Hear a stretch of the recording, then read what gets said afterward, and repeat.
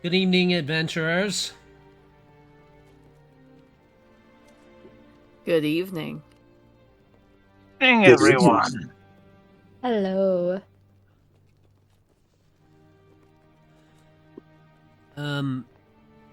Before we begin, my hearing is still pretty fucked up, so if the music is loud for you, I think that,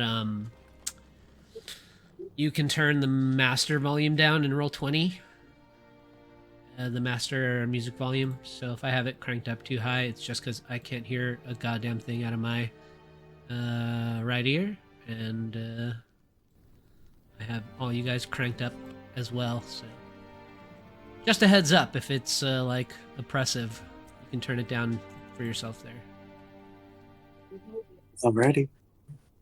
Before we do a little session recap here and begin, does anyone have any questions, comments, or concerns?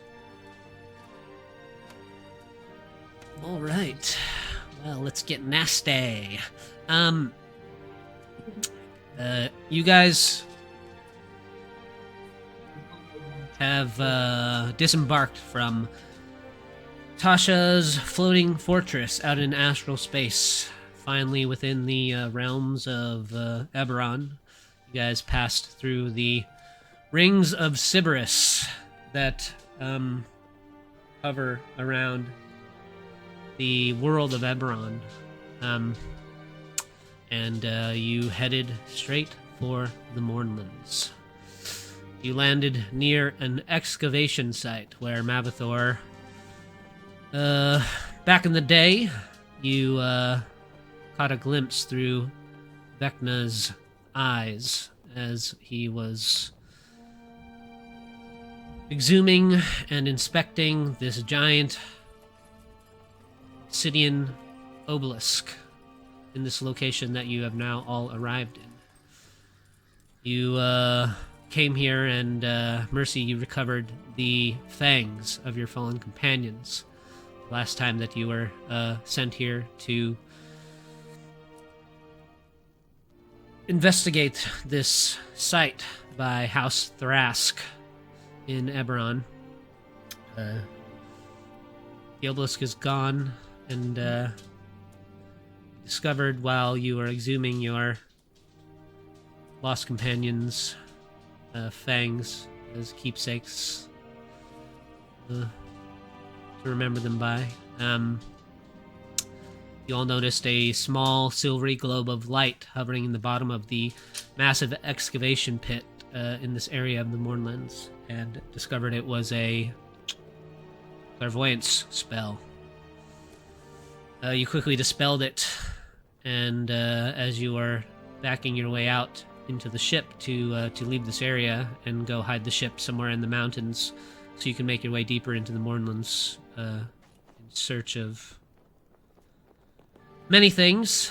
A massive abomination of the Mournlands, a blaze bear, this twisted, once natural living creature, twisted by the magics of the Mournlands into this unrecognizable monstrosity, charged from the forests with one of its hunting companions. Their roars drew in other twisted entities that now live within the Mournlands themselves, and during that conflict, a mysterious woman appeared with a tiny robot, seemingly aiding you against these creatures of the Mournlands that you were fighting. At the end of the battle, the figure clad in silvery armor went on kind of an emotional rampage, cursing at the slain abominations, hacking them up with her great sword that is about as long as her body. And as she was having this emotional outburst, her helm kind of jostled off of her head, and she turned to face you. Mercy, you recognized her as an important figure in Eberron. All the images and pictures you've seen of this person are of a much younger girl. About 5 years younger, around the age of maybe 11. now this person that you recognize as Jalen Duran, the keeper of the Silver Flame, looks to be about 17 years old.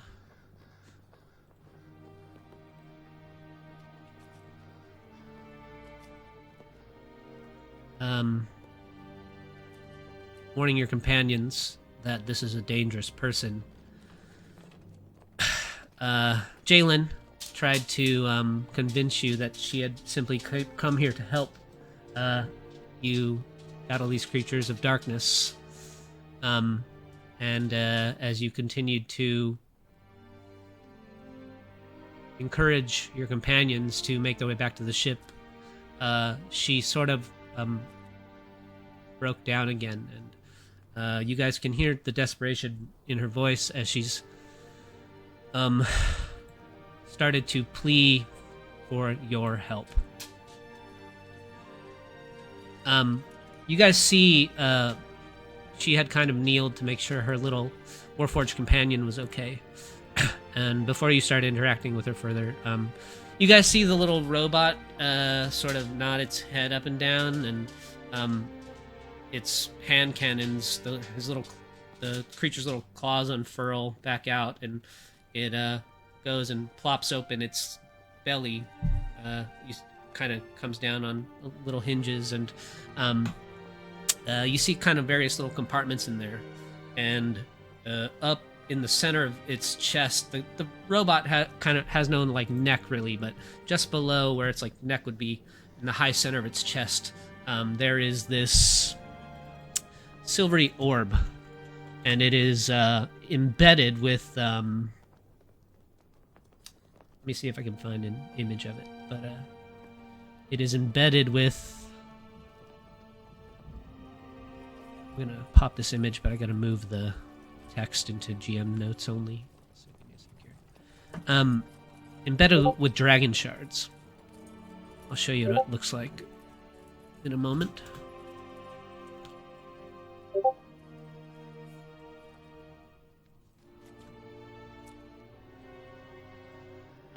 You see this little object sort of embedded in the creature's chest, inside of its belly compartment, and with its little pronged hands, it opens one of the compartments and pulls out a few little tools.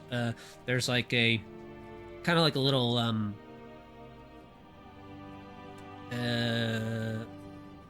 tiny little blowtorch. It's got a tube on it that's connected to like a kind of a rusty iron little bottle, and some other little tools, and it starts to kind of solder itself, and little sparks kind of fly. It's kind of putting itself back together where some of these creatures had clawed into it, and it's kind of sealing some of the tears in its metal, and that's where we are. So I don't know if Mercy, you would like to.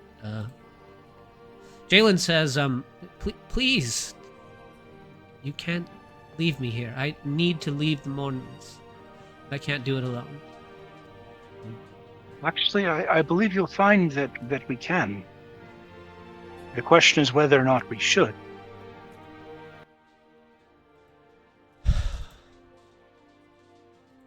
Why wouldn't you? What? You are Jayla Duran, are you not? She kind of looks down at her feet, and she says,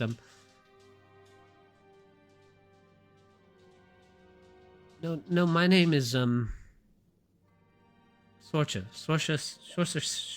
Saren. Insight. Yeah. I'm Wait. I'm a knight.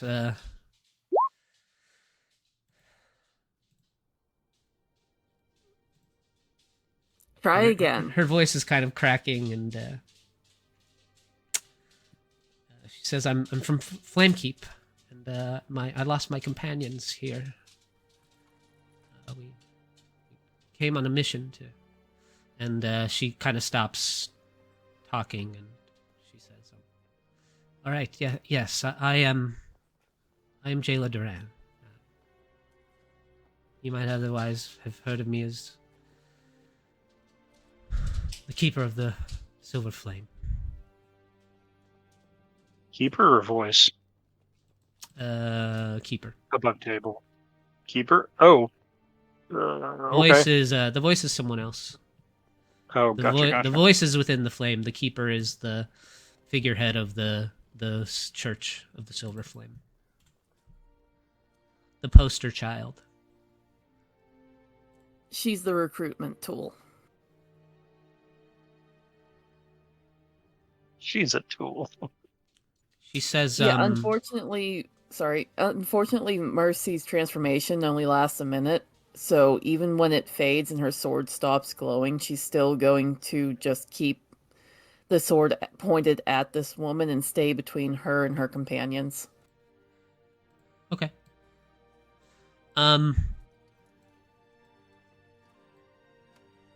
As the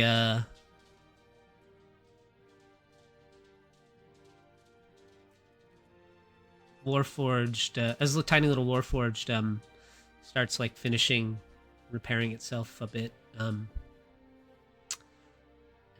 it tucks its tools away and it kind of looks up and its head sort of rotates, kind of looking over each of you, and the soft little blue glow of its eyes as they fall on you, Jin, they turn red, and the little creature begins to start shuddering, and it kind of ducks behind.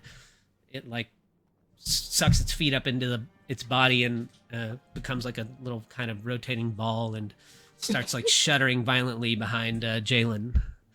And she turns and, "What's the matter, Minnie?" And the creature, like, its arm kind of reaches up while its eyes are looking down, and it points at Jin with its arm just shuddering. And, Jin, what'd you do? Scaring the poor thing. Jalen says, Minnie seems to be afraid of one of your companions for some reason. Maybe maybe the wrong people to trust. No, it's okay. Jin has that effect on everyone. She's a good judge of character, Minnie. It's true, he does. Whatever you decide, Mercy, decide quickly. We cannot stay here for very long.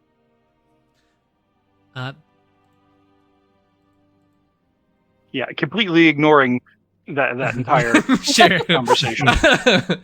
She says, doesn't touch it with a 10-foot pole. She kneels down again and she puts her hand on Minnie's head and she says, "Don't worry, Minnie. I won't let anyone hurt you. If these people won't help me, then I'll make sure that you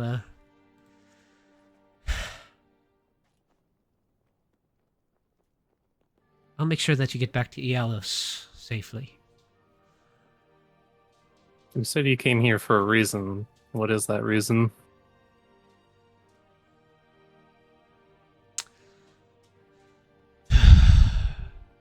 She lets out a deep sigh and she says, "That is a long story, but to sum it up, I'm no longer welcome in the Church of the Silver Flame. As a matter of fact, one of the most powerful members wishes to see me dead and gone. I am no longer safe among my own kind.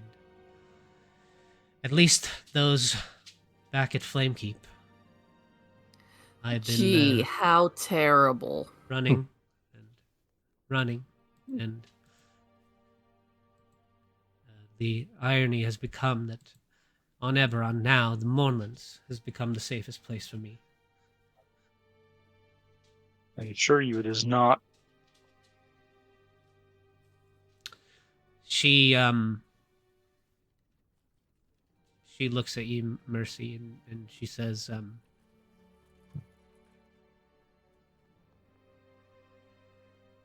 I understand some of the feelings you might have about us.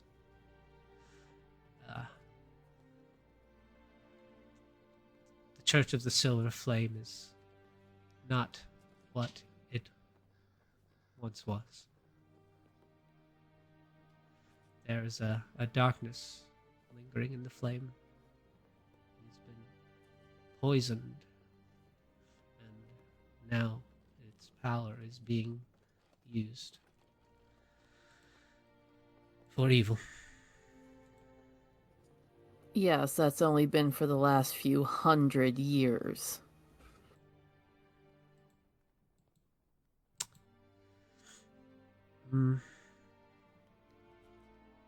I have no reason to help you.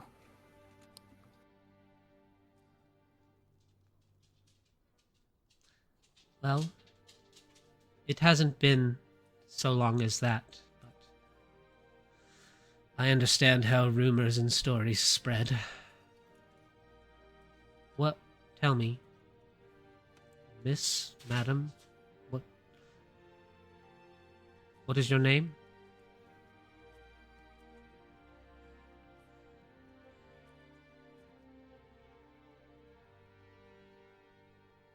Hellrose. What do you know of the Silver Flame? Not what it is, but perhaps what it was.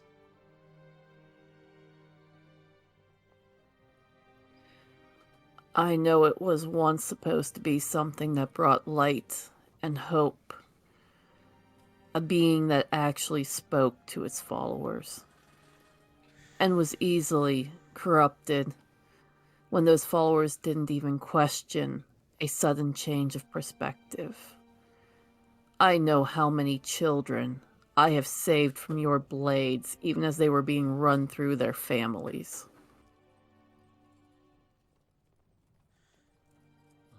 Some of that is true, but there have been many that have questioned the shift in demeanor the church has taken over time. I could tell you the full story, if you have the ears to listen, and my part that I now play. We may have the ears to listen, but we do not have the time, Mercy. I tell you, we cannot stay here for very much longer. Yes, we're on a bit of a tight Mm. schedule, so unless you've seen a certain individual, look to Jin. Can you conjure up the image of Morden Kane to show her what he looks like? That's with a flick of his wrist and a snap of his fingers, a minor illusion spell will give the likeness of Mordenkainen. Have you seen this man? She says, as a matter of fact, I have. He is camped now and again at Yalos. It is a small collective, a ruined village of Warforged pilgrims that have made their lives here in the Moorlands.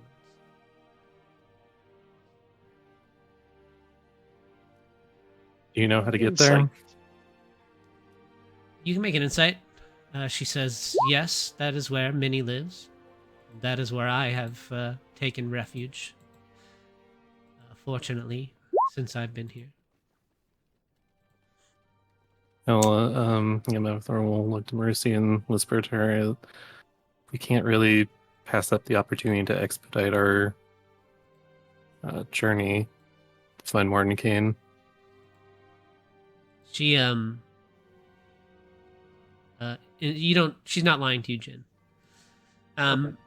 She looks at you, Hellrose, and she says, well, perhaps I could tell you the story of a child at least, if not the whole history of the Silver Flame.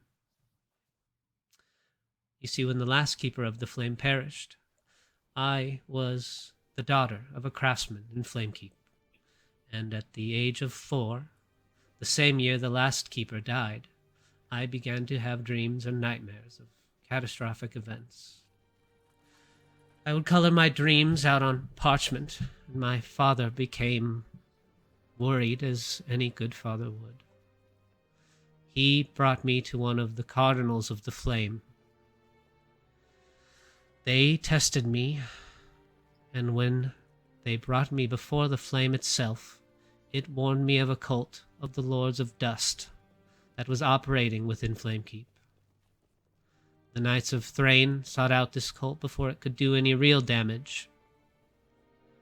Because of my connection with the Silver Flame, I was anointed as the Keeper of the Flame when I was 6 years old. Who would do such a thing to a child? Even if I do hear the voice of Tira Miran, as years have gone on, her voice has gone dim. There is a new voice in the flame, a dark voice that terrifies me. But I know Tira Miran is still there, tormented by the shadows that now darken the flame. I know the truth now. It was the Cardinal my father brought me to. He was behind the Lords of Dust, and I believe he is the one that nurtures the dark voice in the flame. That is why they made me the Keeper, to preserve the facade of innocence and purity of the Silver Flame, so they could poison the flame and release Kyber's demon lords from their prison. Now High Cardinal Crozin treats Thrain as his kingdom, and he wields the power of the flame to his will. I am the only thing left from him claiming his position as Keeper of the Flame.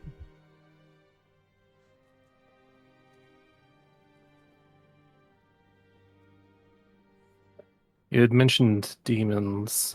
He'll kind of motion to the piles of demon bodies, and he says, I like your style in dealing with them. I happen to be quite experienced in the field of demon extermination. Well,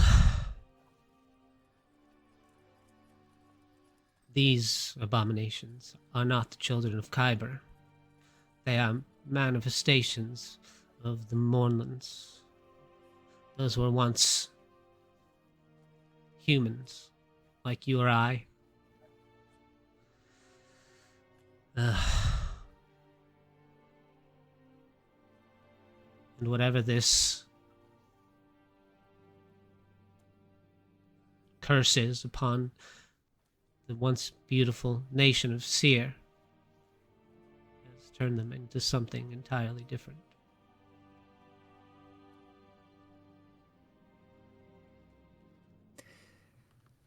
At this point, Mercy's going to step forward and have her blade right up to her Jayla's neck.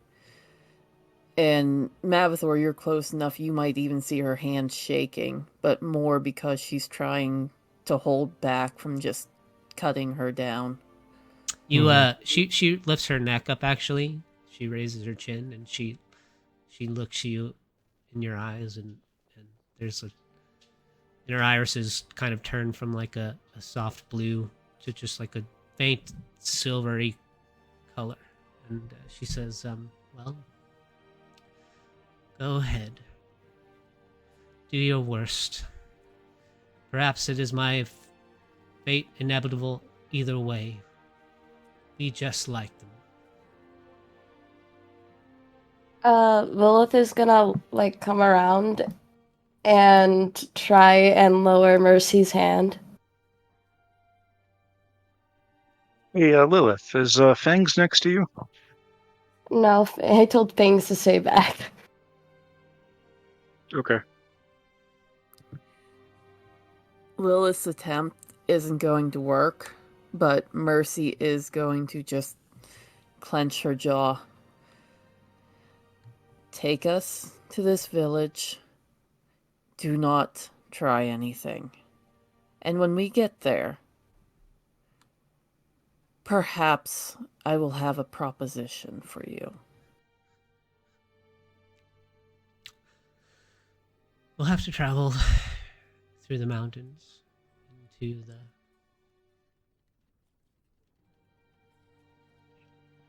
Mount Ironrot, but I can take you there.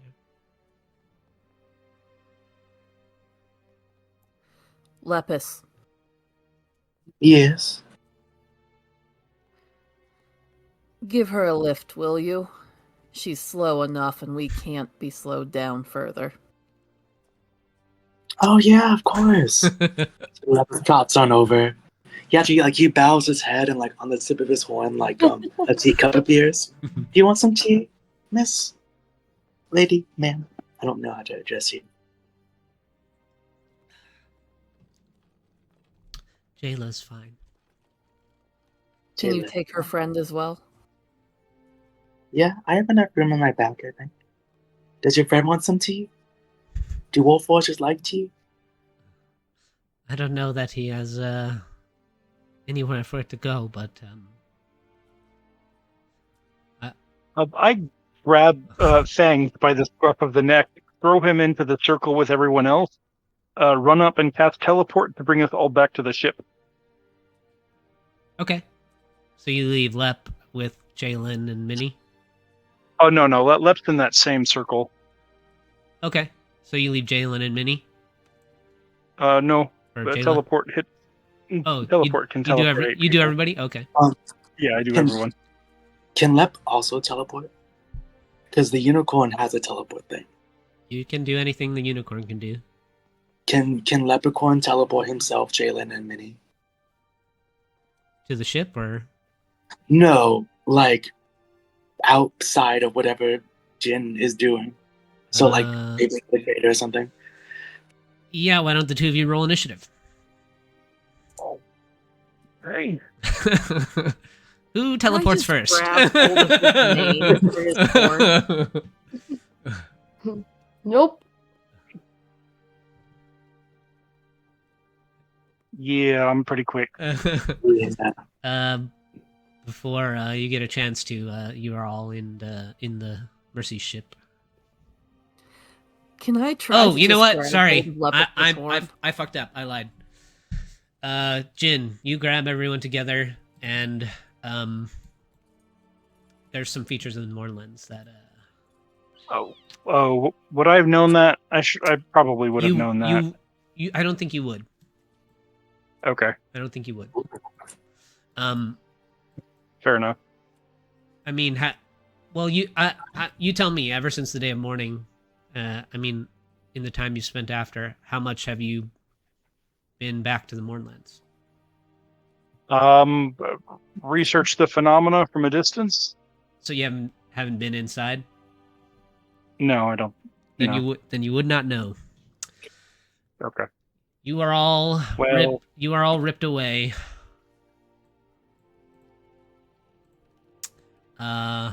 You find yourselves in a deep valley.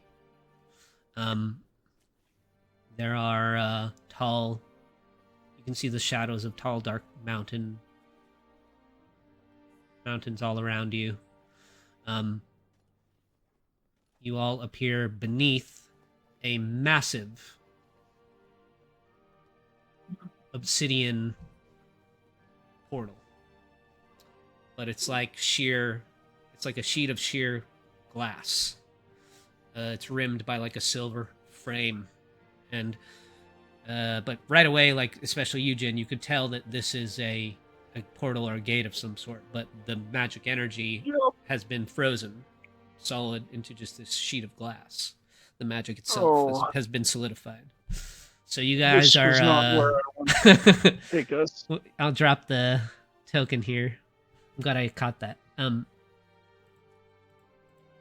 Where's the travel token?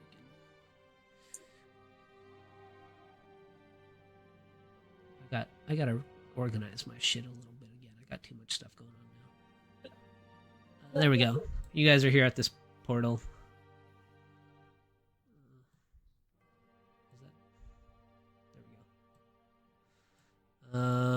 In your cuddle pentagram at the bottom of the base of these mountains here. Huddle pentagram?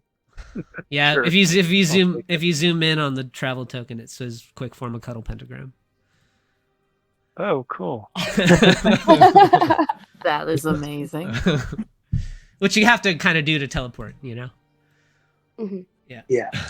It's a component of the spell here on Eberron.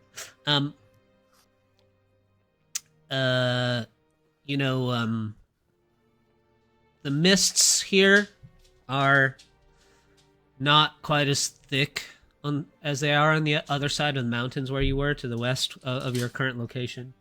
And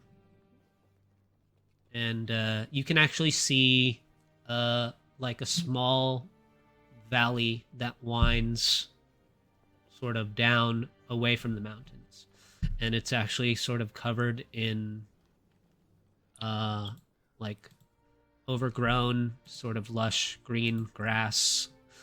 You can see like colorful like wildflowers growing along the well overgrown path that used to lead away from this portal.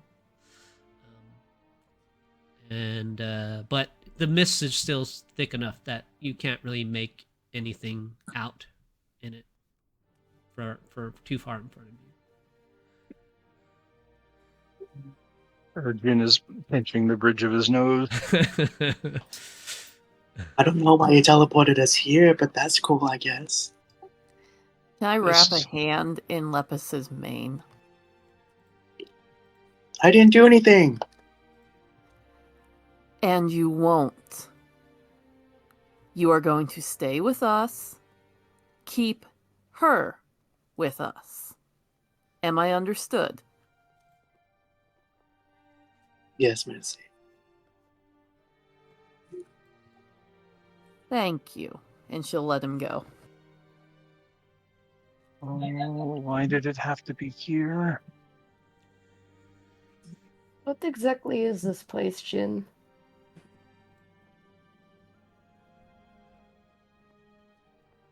Not where I wished, not where I had intended for us to go. There's a certain increasing danger with staying out in the open, and it was necessary to move us. I did not intend to move it here, and I'm unsure. An interaction with the glass, perhaps? Arcana. I mean, can't we just melt glass?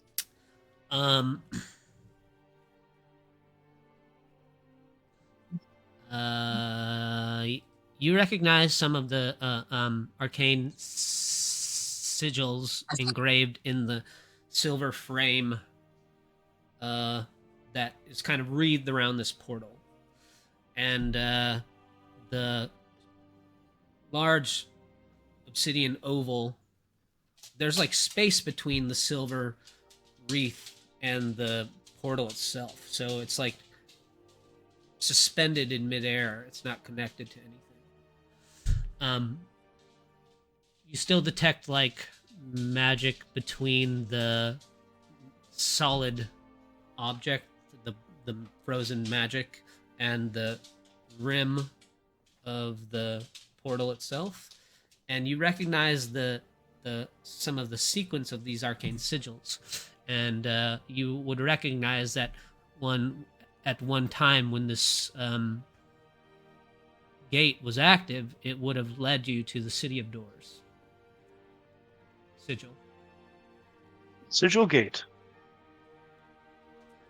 But on the day of mourning, much like everything else in the Mournlands, the magic was warped and the portal was frozen. Thereby acting as a funnel to redirect teleports to this location? You actually see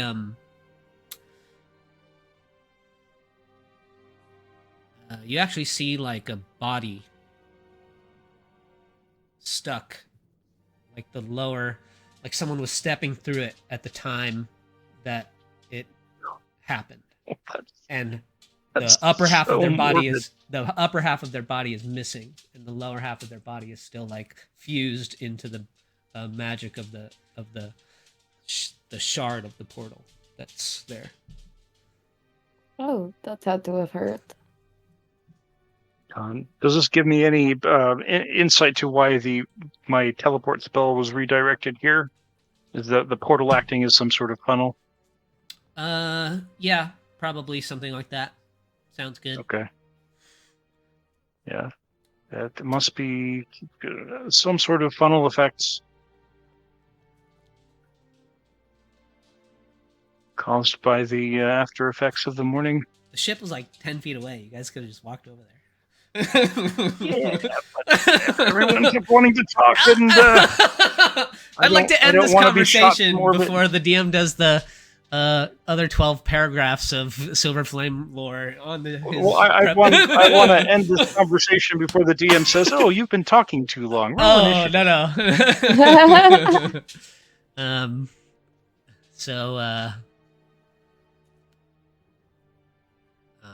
Jalen, she says, "Oh, well, that's happened. Well, we're in the Iron Rock Mountains now.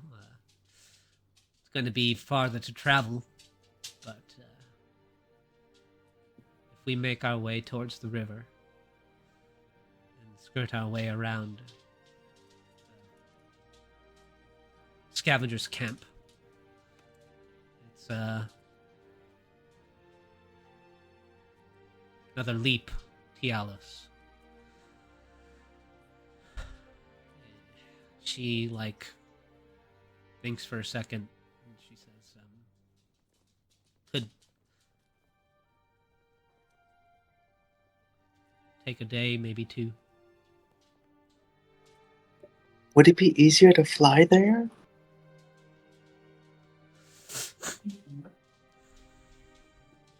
It'd be it would be extremely unwise to bring the ship into this canyon. No, I mean like us fly. And he like leprechaun like flaps his wings. Jalen says, one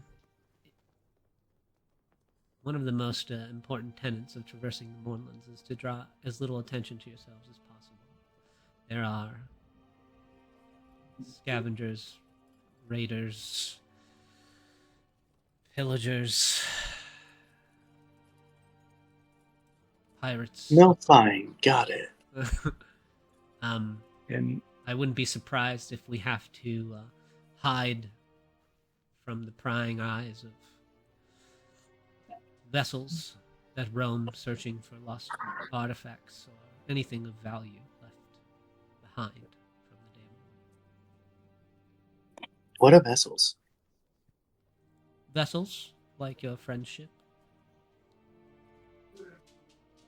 Oh, fancy. Okay, okay, that makes sense. I thought it was a flying monster. thing with guns left. A flying Yeah. thing with guns. Yeah. I didn't realize it was a ship. You It's use all Mercy's alternatively, we could take one. Could we use Mercy's land vehicle, or would that draw too much attention? It would draw more attention than, traveling on foot. Yeah, I don't think the soccer mom van's helping us here. Maybe less attention than flying. It's hard to say in the Mournlands. She is not wrong. It's unfortunate, but I have to agree. So by Continuing foot on then? foot would be wise. Okay, so where do we go?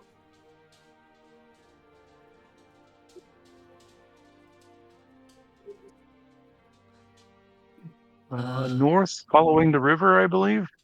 Well, yeah, Jalen says we'll have to make our way.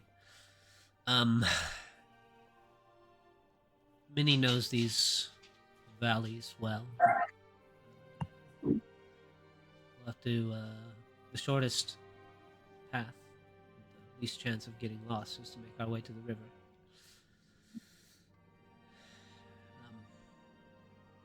Your party that you were searching for, the Morden Kanan, was it? Did you say his Mhm. name? Mhm. He's not very forthcoming, but I've had a few simple conversations with him. He has been searching some of the ruined war machines in this valley incessantly for something. He'll be gone for days on end and come back dirty, hungry, and frustrated. He's never told me what he's looking for, but there's a Sounds like more than Caden. colossus along the river on the way if you want to make a stop and see if you can locate them.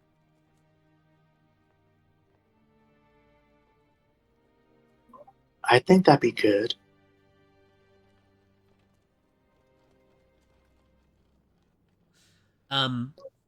Jalen says,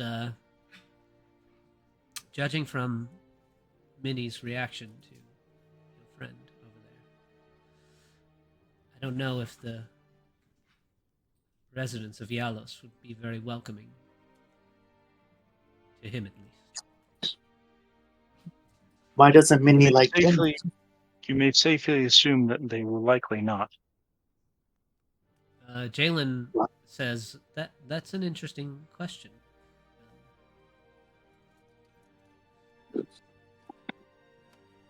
You could turn yourself into a sheep. I could turn you into a sheep. I have polymorph. I haven't been able to use it a whole lot. Jayla, I believe if we you were can get headed this Sorry. way. She says, Jin points. well, we're going to be traveling together for a while. What should I call each of you by? I, for one, am Lilith. I am Mammothor, Archduke of Avernus. Sounds important. It I'm is. left.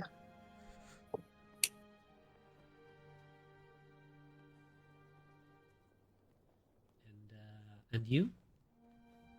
I think perhaps it is better that you simply do not call on me at all. His name is Jin. And that's Mercy.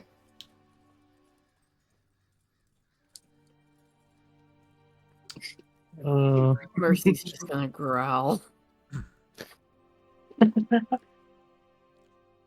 So you had mentioned going to see one of the war machines to see if Martin Kane was there, right? He's been searching them relentlessly. There's one near the river along the way. I don't know where he's been exploring, but the ruined colossuses from the last war are scattered all throughout this valley. I can... Approximately how far away is it walking time? Give me a group survival check. You can make it with advantage because Minnie is traveling with you. Ooh.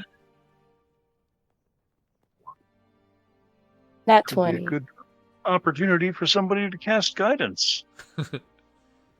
This isn't favorite terrain for me, is it? What is your favorite terrain? Don't you choose? I believe it was forest. These are mountains.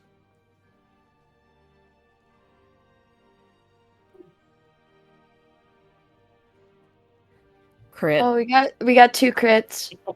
Awesome. Hot damn. Jalen says, he will guide us well to the river. Should only be a couple of hours.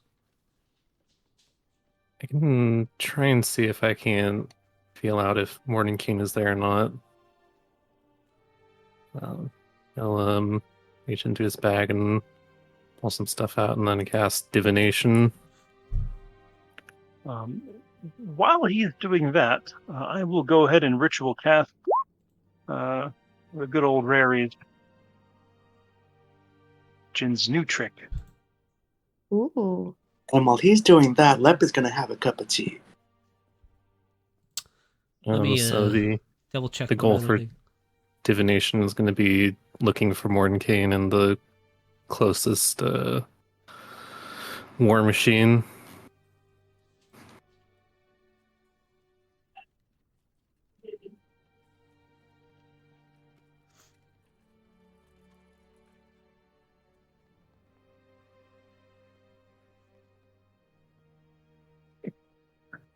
Mercy has joined the channel. Malpor has joined the channel. Lepus has joined the channel. There's a channel? Cool. Lilith has joined the channel. I just imagine that Lep just sat on his haunches and is making tea and trying to figure out how to do pinky up with hooves. Yes, yes. Mhm. That is exactly what he's doing. Lilith's gonna call for Maggie.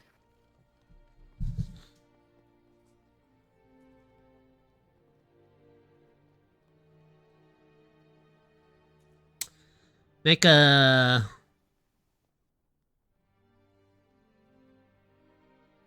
religion check, Mavathor. Okay.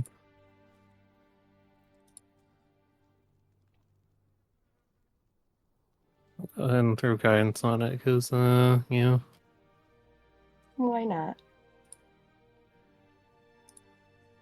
Not bad. 25. Please hold Phrasmodius. You don't sense Morning Canaan with your divination, but you don't believe it's because your spell is not working. You believe it's because of the same reason that Jin's magic teleported you all here instead of back to the ship. The muddled magic of the Mornlands prevents you from being able to see anything with any kind of divination. Okay. So does that mean telepathic bond would fail because it's also a divination spell? Spells and res roll, if that's a reveal creature object's location will fail. No. The telepathic bond will work. It is teleportation and divinations that would reveal a creature or object's location. Gotcha. Okay. Alright, well, he'll just kind of shrug and say, doesn't seem clear. So let's follow Minnie. Yes, the magic, spatial magics. If spatial magics are being interfered with, it is likely that outbound divine connections may also be interfered with. Says Jin to Mapthor by way of explanation.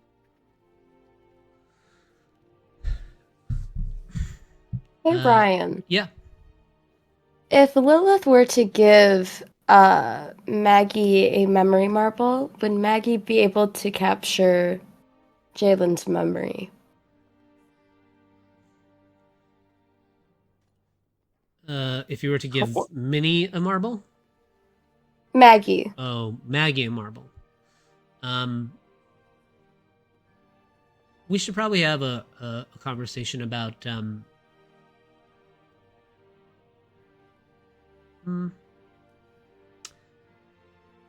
yeah, okay, the answer is yes. The Jalen will get to make a charisma saving throw against her memory being taken from her. Okay.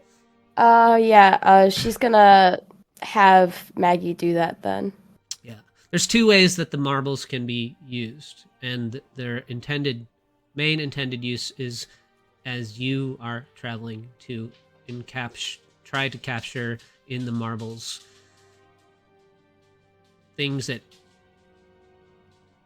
events that happen that you might deem important to the Raven Queen, which kind of includes moments that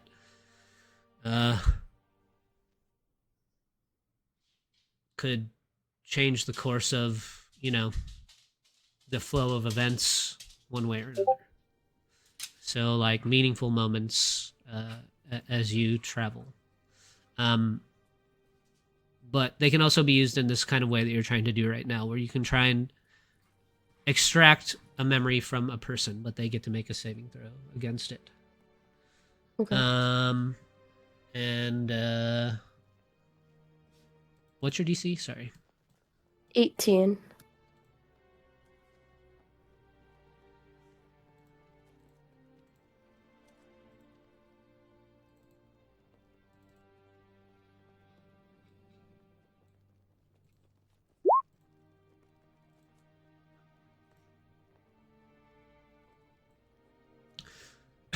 You pop a marble into Maggie's mouth, and she kind of takes to the skies, and Wisdom. oh, charisma save. Oh, That's what I said, yeah. didn't I? Oh yeah, sorry. My bad.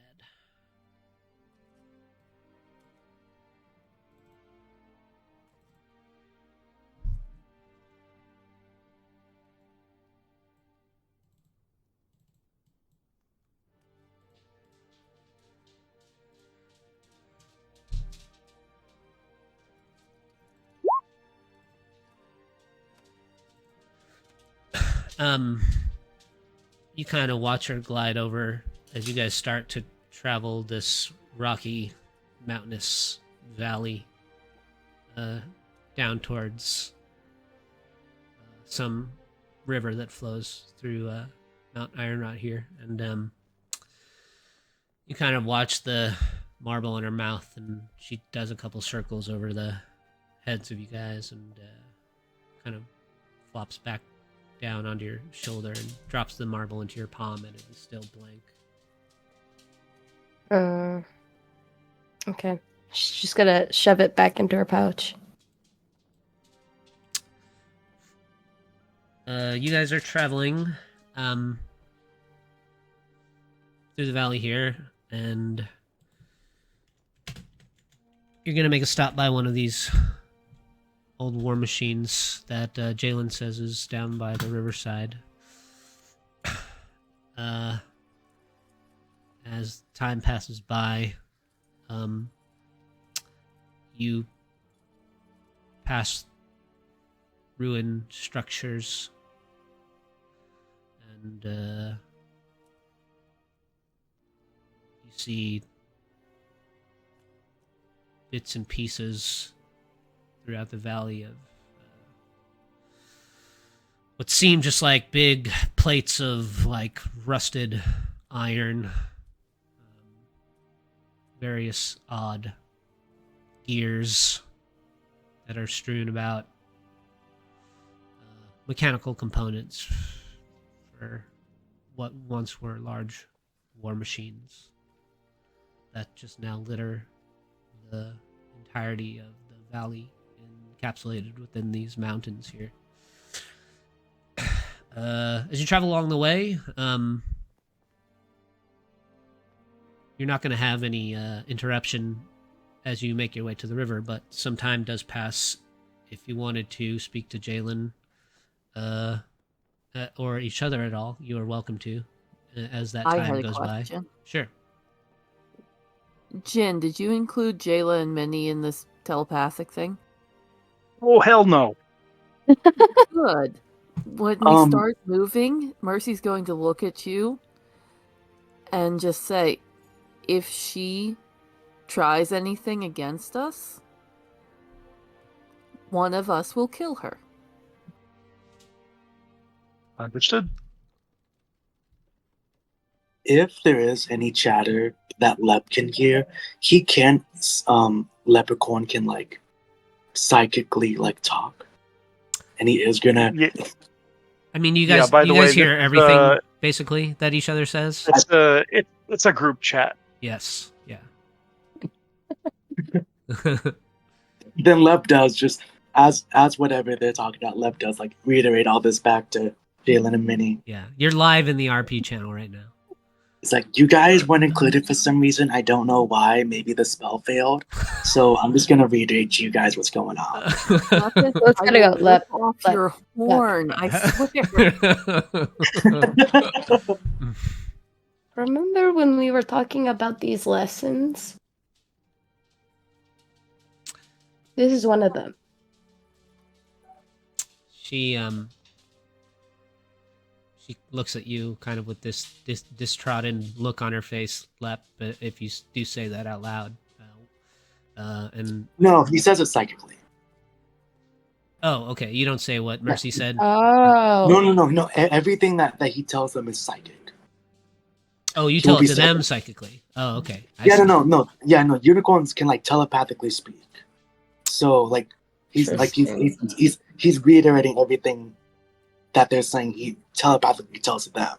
Okay. He's copy pasting. Yes, yeah. Yeah. I got you. I got you. No, he doesn't Screenshots. say anything out loud. He's not that stupid. Stop hitting forward all on the email chain. Well, as you guys are walking, she just kind of looks at you with this.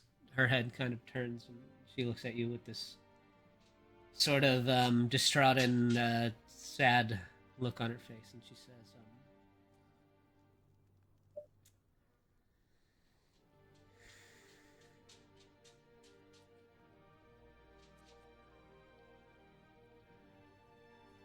almost everyone I meet over the last year or so has been threatening to kill me. It's just another day in the life of the voice, or the keeper of the flame. That I can relate to. It's not the fun feeling. How does it feel outside of your cage, seeing how the world really views you? I don't think you're that bad, but that's just my opinion. You stand on the foundation of centuries of bloody history. Take a good look.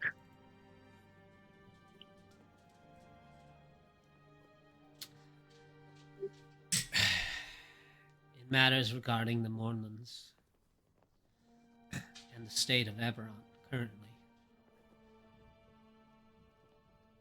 Everyone has blood on their hands. To try and pin the blames solely upon the shoulders of the Silver Flame would be anger or ignorance. I place the blame on them that they bring upon themselves, but stop trying to play the only victim.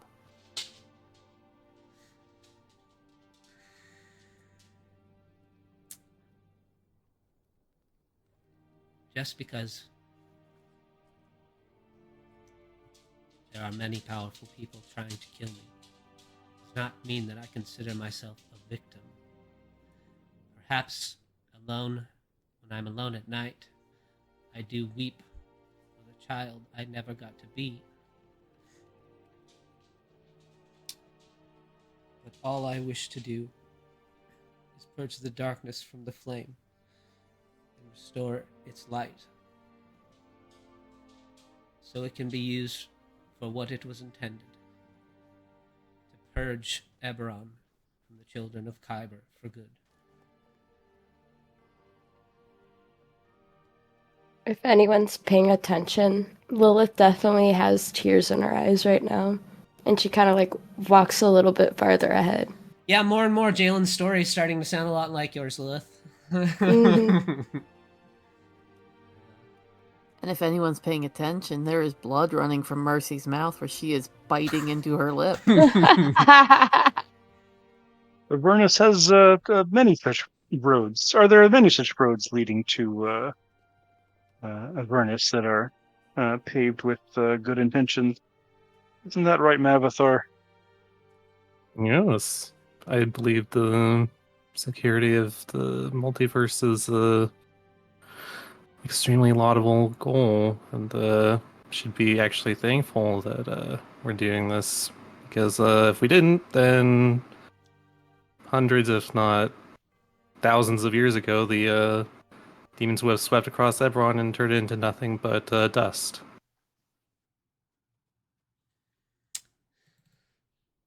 Well,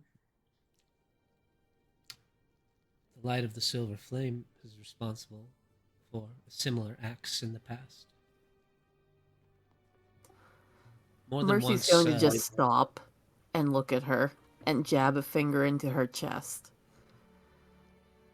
You know what? Actions speak louder than words. Save the pretty words and show that you mean what you say. If you want change, act.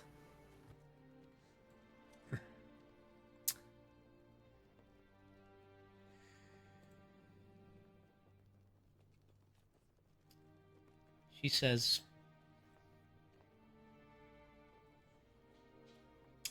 Why do you think that I fled Flame Keep? Why don't you think I fled my home to come languish in this twisted place? Because the voice of the flame still lives there, and she needs my help.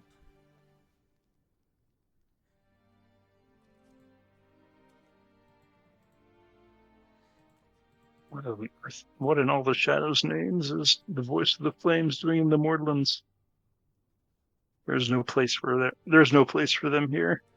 The voice of the flame is not a living person. She is a brave, dutiful warrior that once sacrificed herself to purge a demon lord from this world. She sacrificed herself to the flame so she could seal a demon away that was tearing this land apart. She is the tether between the divine that lives within the flame and humanity itself. And with every passing day, she is being extinguished.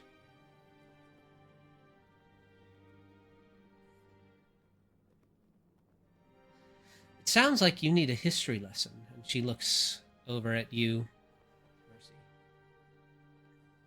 And she says, the Silver Flame isn't a deity.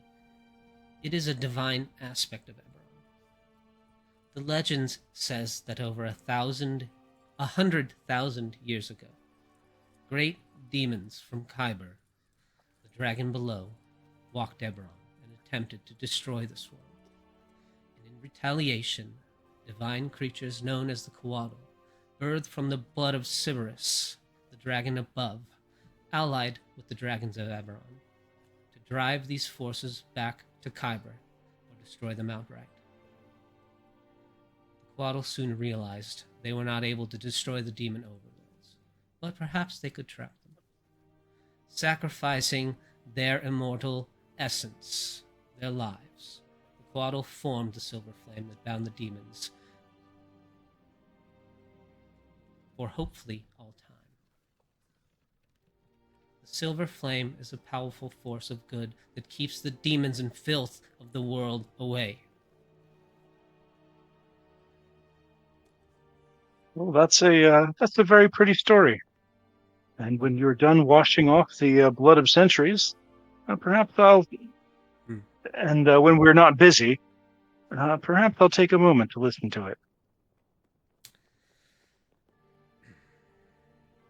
Minnie, how much longer do we have to walk to the river? Minnie gives a few little beeps. Oh, we have time. Too pure for flawed humanity to hear its call, the silver flame flickered alone, keeping the children of Kyber away. This sacrifice ended the age of demons. In a similar fashion, it sounds like to where you're from. The silver flame had no connection to people until the coming of Tira Miran, the voice of the flame. Nearly 700 years ago now, a massive volcanic eruption released a demon lord and its minions. Tira Miran had devoted her entire life to being a righteous warrior of honor and sacrifice. It was in her that the silver flame found a vessel to communicate with the rest of humanity. Guided by the flame, she fought the demon lord that had escaped its bonds and was terrorizing Thrain. Man, woman, and child. She rallied the people of Thrain, and together they drove the demons back to the mountain. Back into Kyber. That is where Tira sacrificed herself, much like the Coatl, and her soul merged with the flame. And that is when she became the voice, the intermediary between humanity and the divine. It was this event that started the Church of the Silver Flame 700 years ago, which spread out across Thrain ever since. She says, one does not pray to the silver flame. There are no rituals needed to appease it. Its goal is to banish evil from the world. Those who would follow the Silver Flame are asked to take up that task. One might literally go out and fight the children of Kyber, stop undead abominations or evil. Or you may just live a good life helping others, fighting corruption and greed. Both are smiled upon in the eyes of the Church of the Silver Flame. These kinds of selfless acts help to bring the Silver Flame closer to its goal of removing evil from Eberron, or perhaps the universe itself. The arrogance of some in the Church is that the Silver Flame is the only thing that will eventually save Eberron from evil. But that is not the will of the Flame. People still have a right to choose what they believe.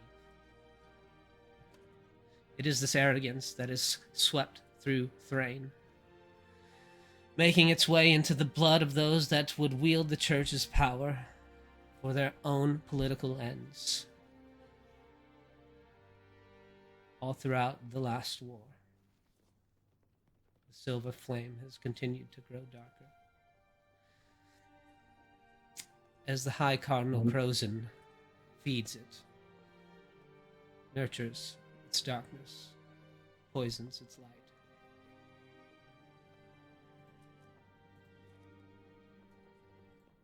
And here we are.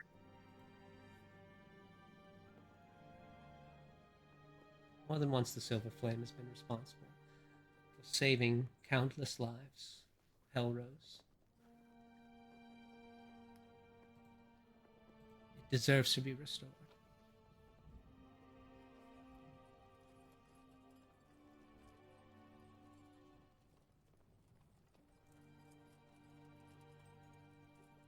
Past glory does not excuse current sin. As I said, get us to our destination, and I may have a proposition for you.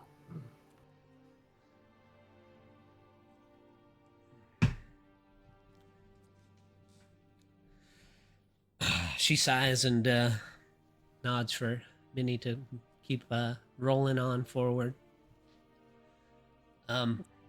Eventually, you can, before you can see it, you can hear the flowing of water ahead. And through the mist, you see a stream, a river that kind of bends and winds through the valley. In some places, as you make it to the edge, you know, it's you can see rocks that are sort of above the surface, and there are places that can be kind of traveled across. You might get a little wet, but in other places it widens and deepens and as it flows. On the far side, you can make out the shadows of some large shape. She points across the river. She says, "There's one of these ruined artifacts just across here."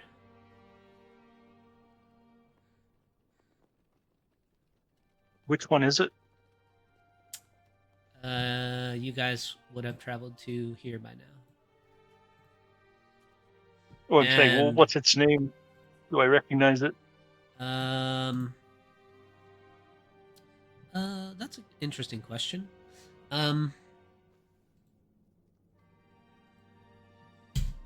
It's still hard to see in the fog of the Mournlands.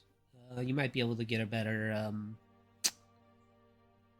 look at it if you cross. I'm going to look to Jalen and ask, so you had mentioned the Demon Lord. Did this Demon Lord have a name? The one that emerged from the mountain 700 years ago did have a name.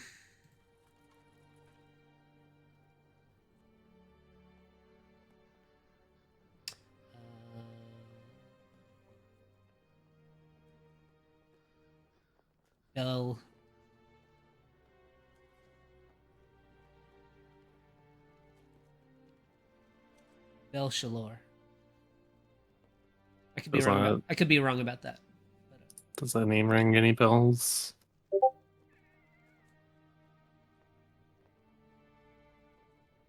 Does it? For Manathor, I don't know. I mean, Bell is a familiar name to you, but Belshalor, no. Okay.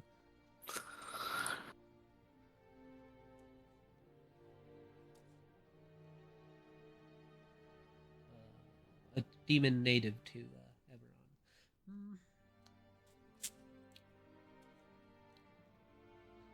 We have some cross pollination going on, but I don't know.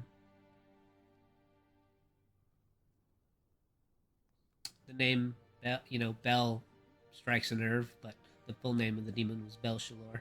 I can type it in Mhm. the.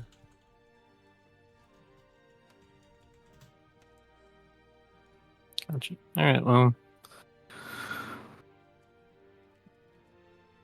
Yeah, Manathor can kind of just fly over the river.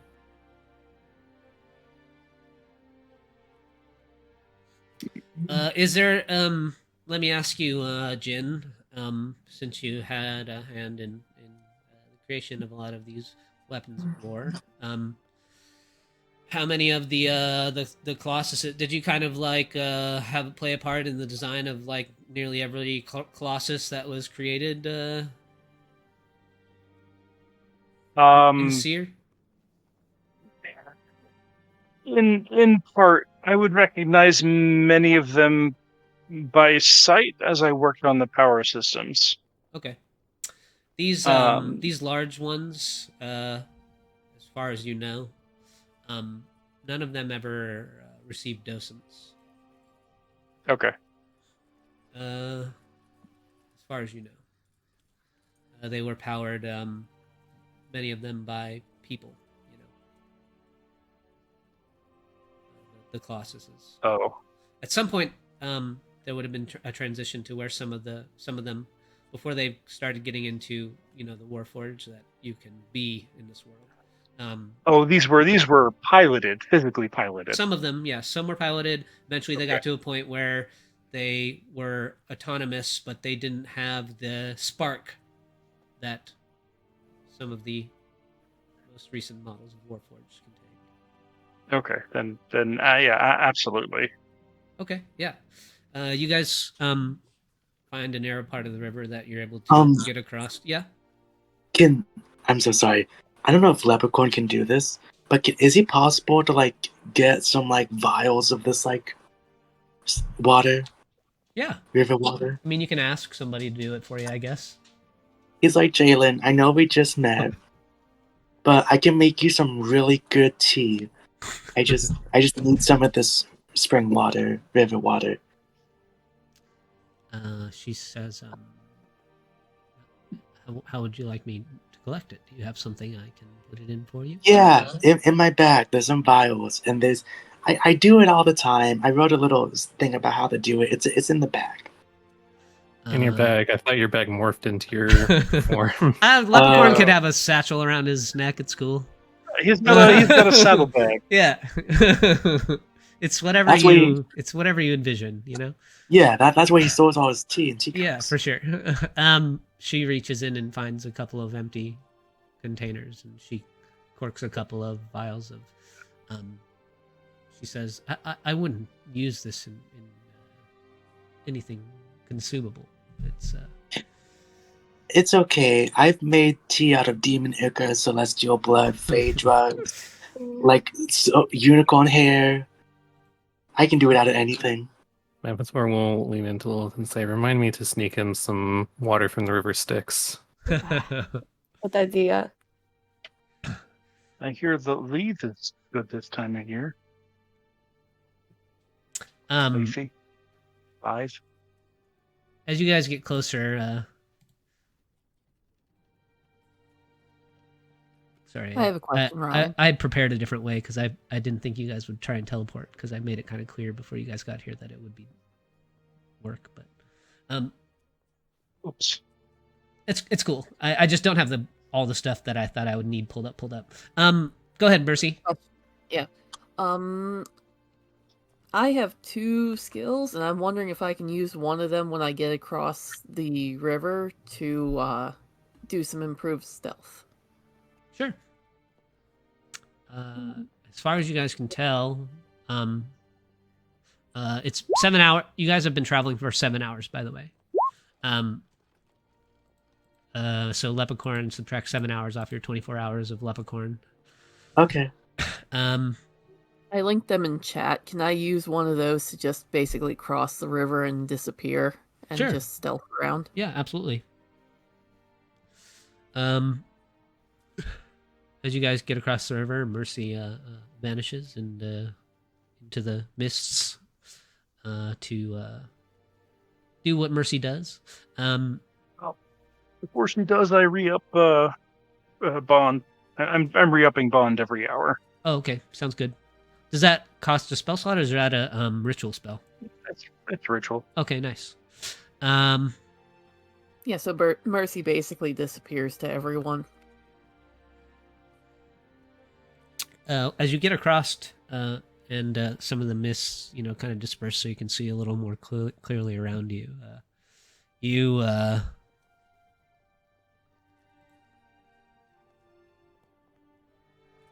come across this ruined colossi. What was once a kind of a massive bipedal war machine made of stone, metal, and wood now lies in ruin. Fragments of the mechanical titan lie scattered about. Each piece actually about as big as a barn. And you recognize this particular one's segments as a war machine that was named Shard Fist. Jin.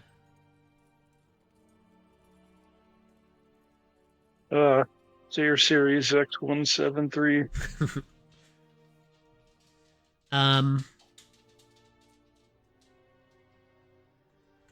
Yes, designed and aptly named for penetration in the wars. You see, like at the end of its a hunk of its gangled arm, there are just these massive pointed battering rams, and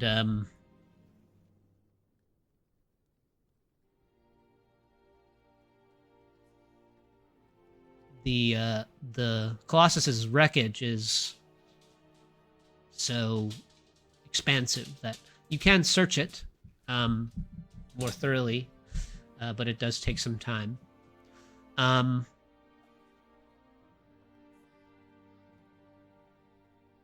Mercy, what are you looking for?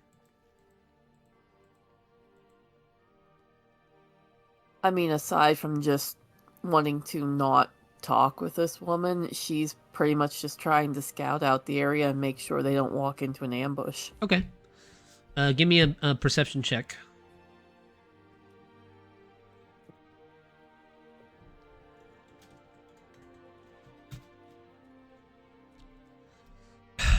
You scouted the area under cover. There are plenty of things to leap over and hide behind, and it's just kind of a big rusty playground,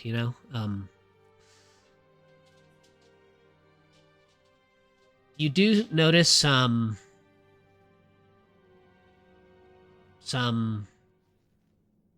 deep angular boot prints around the area, belonging to unusually heavy bipedal creatures that lead to and from the wreckage, kind of leading off in this direction, north across the valley.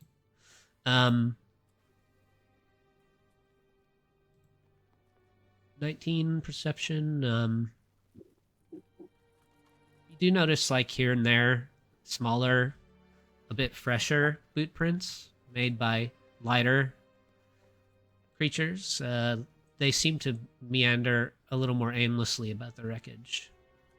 So it seems like if they were searching here, they didn't necessarily have anything in mind that they were looking for, but the deep tracks seem to be more determined, like they were searching for something. particular and just came and went.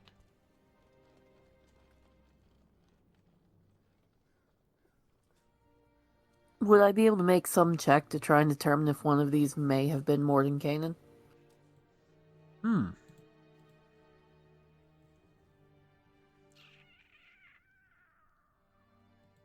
That would be pretty difficult to... I mean, like, roughly shoe size or something. What if she came and got Lilith and brought Lilith over?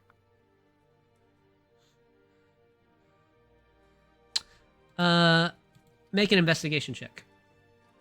If you're enlisting Lilith's aid, you can make it with advantage.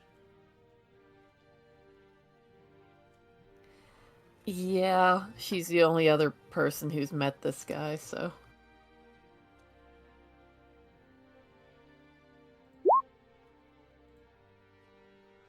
$15?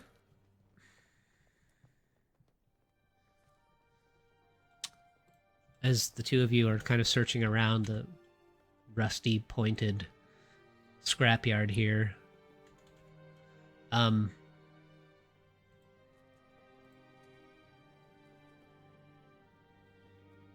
you do find a dirty, torn scrap of cloth.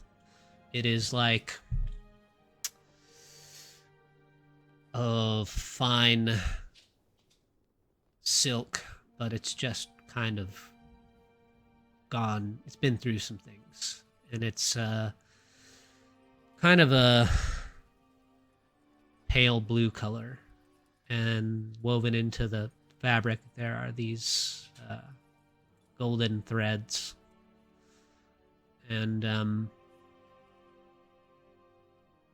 Lilith, when you were a little girl, this legendary wizard had actually visited Barovia, but you were a much younger child. You do remember, though, that this man had a very distinctive look and a very distinctive outfit. And even after all of these years, there's this clear image of in your mind of this man wearing this well-fitted sort of regal robe with spirals of golden threads up the front flap of the robe. And actually, beneath where you find this scrap of cloth, there's like a single golden button.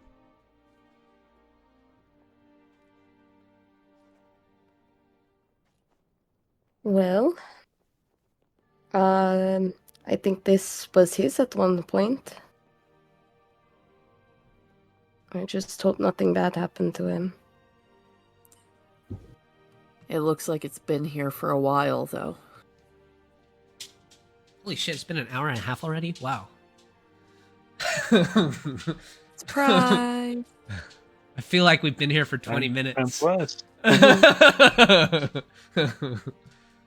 Wow, holy shit. Sign of a good story. Did any of you want to do any other particular kind of investigation in this Colossus? Yeah, I'm gonna search the Colossus for Mordenkainen. I don't think I'll find him, but that was kind of the reason why we were here. So, sure. Come out. I guess Mavithor could help him out. The guidance. 16 or 17.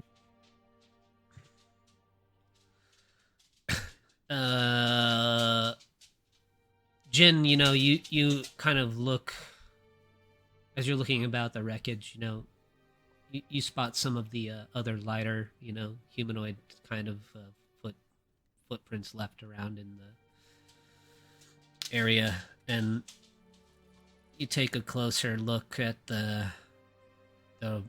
prints, the heavier ones, the deeper impressions that you would recognize as Warforged tracks.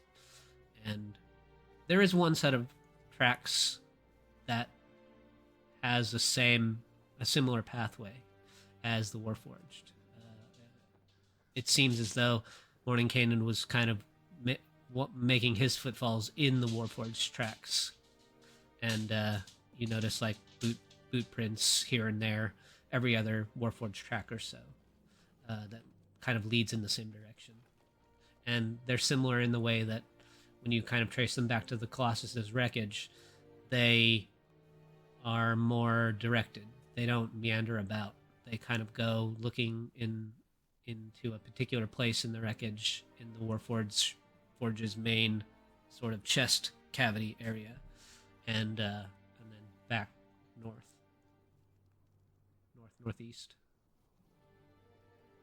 They're searching for the power cores. In your mind, that's probably what you would assume. He's searching for docents. Yeah. Mordenkainen is not here, but there was a humanoid here among Warforged. It's likely it's likely that he's somewhere in the vicinity, probably near the Warforged village. Lilith's gonna hold up the scrap of fabric she found, and she's gonna be like, "Can one of you guys use this to scry on him?" Mouthward shakes his head and says, "Divination doesn't work here." Ah, Or well, The, certain divinations don't work. the That one ambient specifically magic will wouldn't work. cause it. The ambient magic will cause it to fail. Mercy, you notice one more thing with your combined perception and investigation checks. As Lilith is kind of crouched down, plucking the golden button out of the dirt, something catches your eye out of the corner of your eye. And on the facade of a rusted scrap of iron that's just like wedged into the earth, you notice a marking that is familiar to you. That would denote or signify the symbol of the Black Riders mercenary company. It's kind of branded on the side of a scrap of rusty metal. She's actually going to say that. She's just going to look at it and just go, "Oh, balls." what?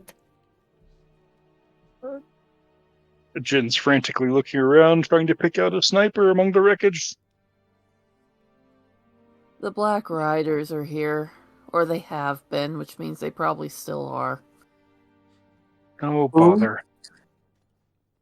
Jalen pops out from around the corner and she says, You know the Black Riders?" Yes, and their leader is something that I will not say in polite company. They are a tedious bunch.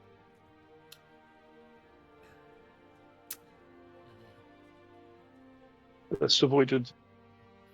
I would say that Miss Hellrose here is underrepresenting their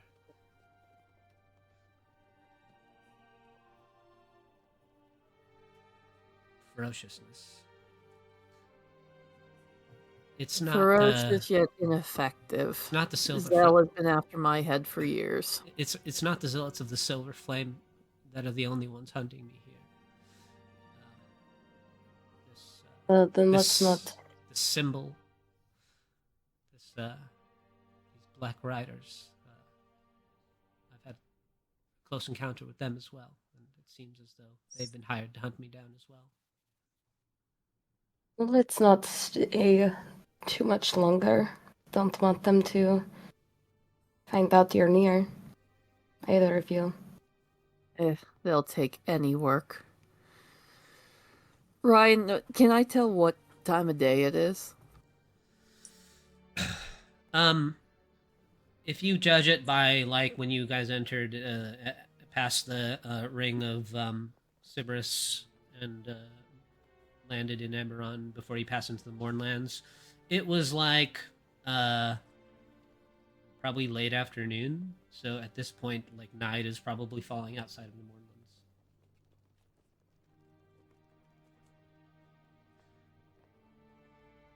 Jin, Do you think we'd be further off to find a different place to camp for the night? Or should we just make do here? You might be able to find an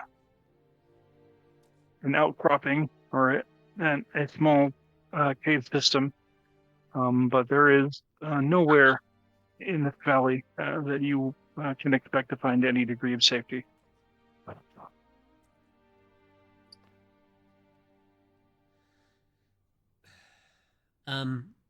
Well, the Mercy Killers were seems as they've already been here. That's why they left this mark.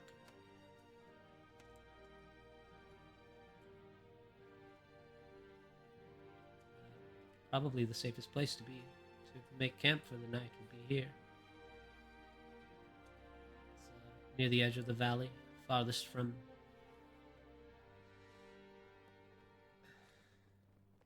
Yalos and the other prying eyes. But lingering too long in any one place in the Moonlands is just as dangerous as traversing them. It's all bad, really. If You we do want notice. to, I can. No. Sorry. Go ahead, Lilith.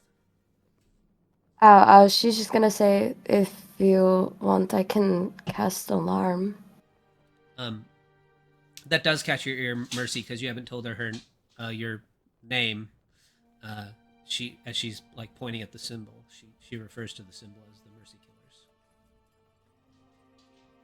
Killers. I thought someone had mentioned Mercy's name. Yeah, Lilith did earlier when we were doing introduction. She Gotcha. named me.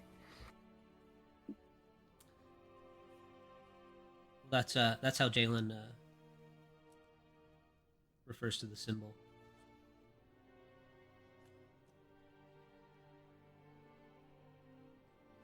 So is she saying that the Black Riders are the Mercy Killers, or is she talking about someone else? She says, well, that's what their leader was shouting at them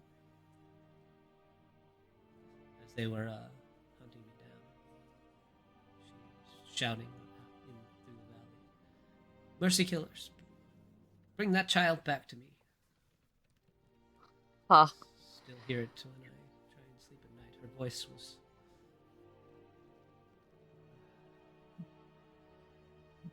Well, I have a surprise for her.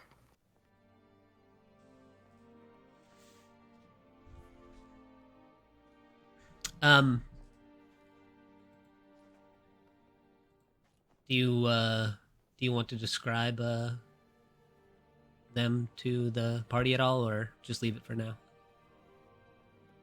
I can, since they all don't know any of these people.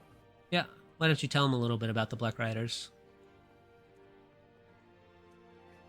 The Black Riders at one time were a very large mercenary group. They were one of those ones that kind of took in anyone who could hold a blade and did any kind of work.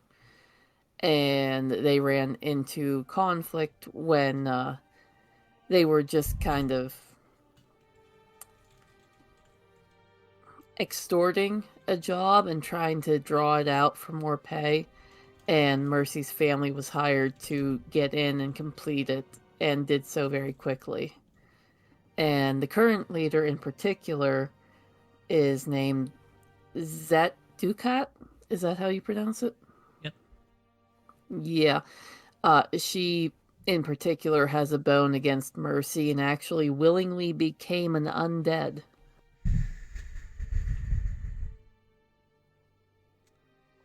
Disgusting, Jalen says.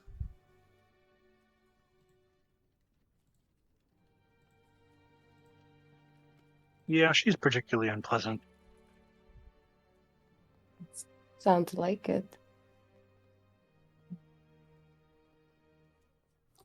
As I said, she's been after my head for years. And failed every single time. I would expect no less. I got her eye, though. What? The topic of people we hate. Have you heard of an individual called Windfall? I'll nod to Jin again to get him to conjure up an image of Windfall.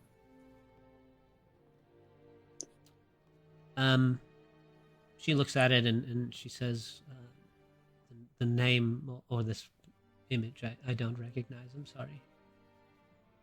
No, it's fine. I just Was have worth a a shot. personal vendetta against her. We all do. Yeah, she's a piece of shit. Oh wait, did Lepus actually say something negative about someone? Mavathor's rubbing off on him. Yes. Oh, no. I've done my job well. If you all hate her.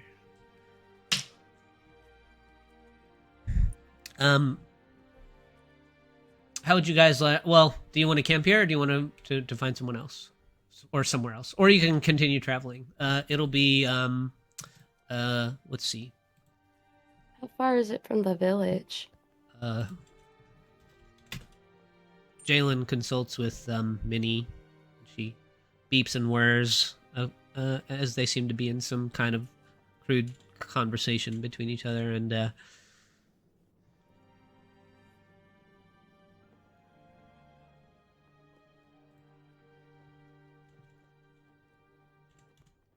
she says, well, there's another Colossus a little bit northwest.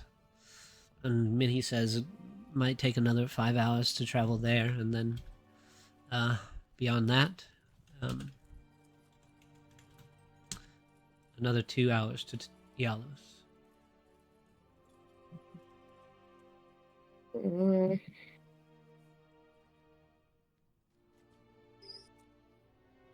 I don't fancy traveling this place during the nighttime hours. It's the first it wise thing doesn't you've said. seem like most Be pleasant. safer from airborne observation that way. Did she say that was the first wise thing I said? Yes. Lilith's gonna like get into a fight right now. Yeah, That's not please true. no. Jayla might be young, but she doesn't consider herself a victim. It's actually one of her personality traits. Oh wow. Oh, Could have fooled me.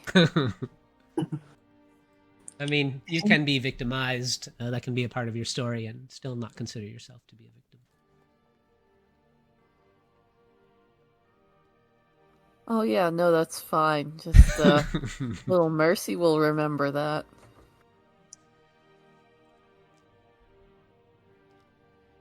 hey Mercy, can you do me a favor? Maybe. I need a dragon shard. For Or what? like some dragon Why? shards to Why? cast my spells. I can't really do them otherwise. And I'm not going to be of much use if I can't cast spells, except, you know. Do I think giving him a dragon shard will help him with this? Yeah, I have expressed in the past as we were trying to kind of determine how divine magic would work in other worlds or even arcane magic. Like it was difficult for Jin for a while at first when he was arrived in Faerun. Mavathor has a particular connection to Avernus and his god that has manifested itself in an object that strengthened that bond to a point where even far across the multiverse, he can still access the font of power that is within him, tied to Avernus. But Lepus's connection with Lathander is not so strong, and a dragon shard would power his divine magic. And he's the only one having the problem. Lilith is still good, right? Yeah. Lilith seems to still be good for some reason. Yeah. Okay. Please, Mercy, please. she's going to look you dead in the eye and hold that contact, unblinking, as she reaches into her pouch and draws out a dragon shard and holds it up. Oh, this is That's gonna be shiny. a bad You idea. see like reflected in Lepis's eyes, just like the image of a dragon shard exploding in a fancy magical item shop and causing chaos. Lilith looks over at them. She goes, "I'm gonna go way over here." You don't know if you Completely see it or forgotten not, about that. Mercy, but it's if that was your imagination or just. The mind now sees let- what it wants to That see. doesn't What bothers her is giving this to Lepus, given his proclivities. But she's going to just hold it up. Lepus, Yes, Missy. consider this a sign of good faith. I am willing to let you attempt to redeem yourself and let the past remain there. You- Okay. You got it. Now I'll ask you a question, Mercy, because I think you have orange and purple dragon shards that you pilfered from Windfall's collection of dragon shards. An orange dragon shard will power 20 casts of a spell. It's like a quiver. A purple one will give him 50 charges. Jin got all those ones because I had my own stash. Oh, okay, yeah. Then Yep. you can give him. It's like a quiver of arrows, Lep. You'll track it like ammunition, and every time you cast a spell, it'll consume a charge. Okay. So how much? If Mercy gives you one orange dragon shard, then it'll be 20 castings. Hang on, before he takes it. This is not to be used for tea. No, yeah. Why would I put that in tea? That's like an item, and that's weird. No, I don't do that. You put a lot of questionable things in your tea. I Well, wouldn't. I put wouldn't. liquids and like herbs. They're meant to go in Mercy tea. is going to very, very purposely not mention that this can be put in other forms. She is just going to hand it over and pat his shoulder and just step away. Lilith is taking a lot of steps away. Yep. Lep does cast a spell. Lilith is on the other side of the camp. Lep casts Lepus, hi. he casts great food and water. Nice. I guess you're making camp here at what was his name? I'm assuming Shardfist. Yeah, looks like it. Can you make enough for our +2 and fangs? Oh yeah, and he casts it again. It's like tea and like a bunch of like fey delicacies. Is it anything for your vampiric nature? There is some like meat.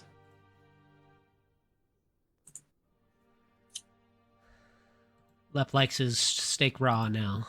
Bloody. Yeah.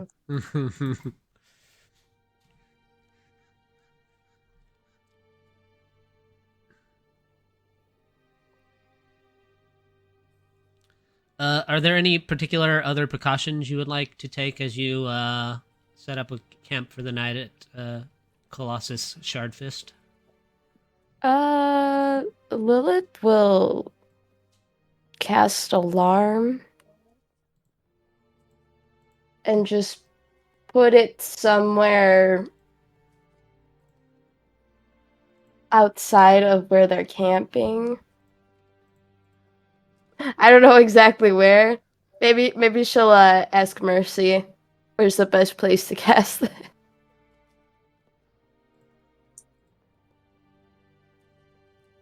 how many entrances are there to where we are?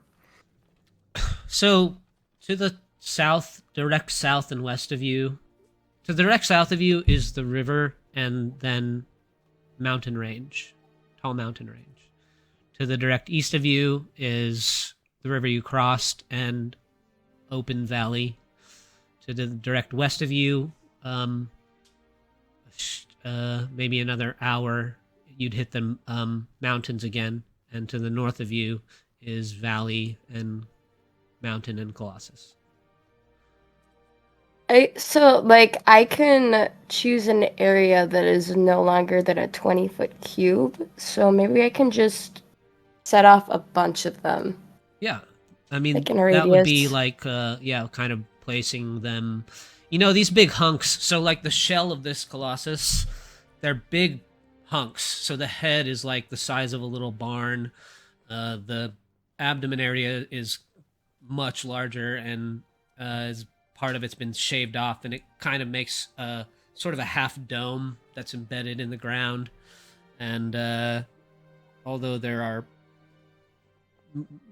machinations inside of it, gears and parts and things, it would be like a makeshift shelter that would shield you from at least one side. And then like the legs and arms are big hunks.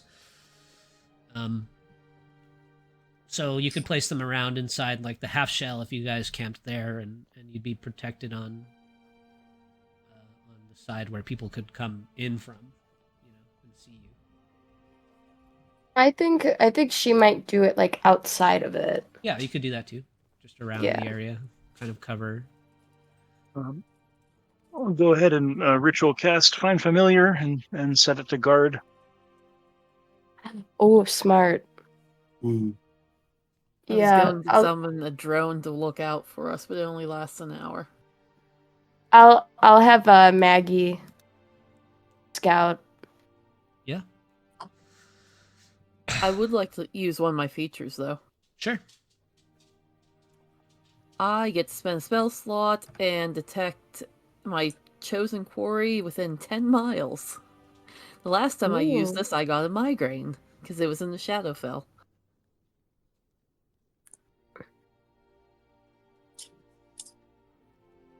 I would like to check for undead, please. That's my familiar. You type how many there are in a group, and if they're general direction in miles. Okay.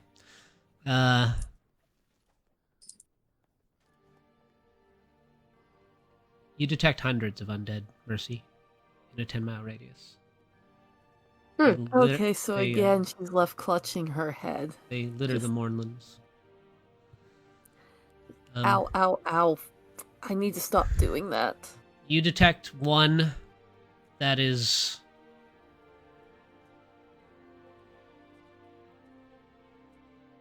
many of them are scattered and like single entities, you know what I mean? There are some maybe that pool together in groups. You detect one that is, I don't know if, I guess it doesn't necessarily say like their power, I guess. You detect one that is quite large though. It's probably about 8 miles away from you to the north. And it has a group of undead with them.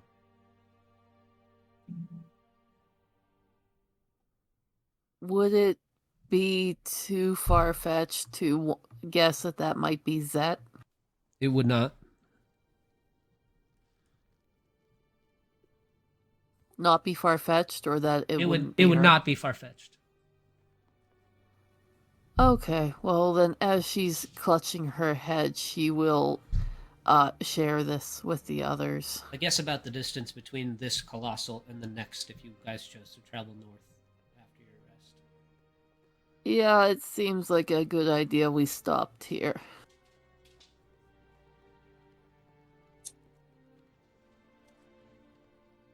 All right. We'll take our mid-ish session break real quick and be back in 5. And then we'll roll some dices. So I'll see you guys in 5. Oh no.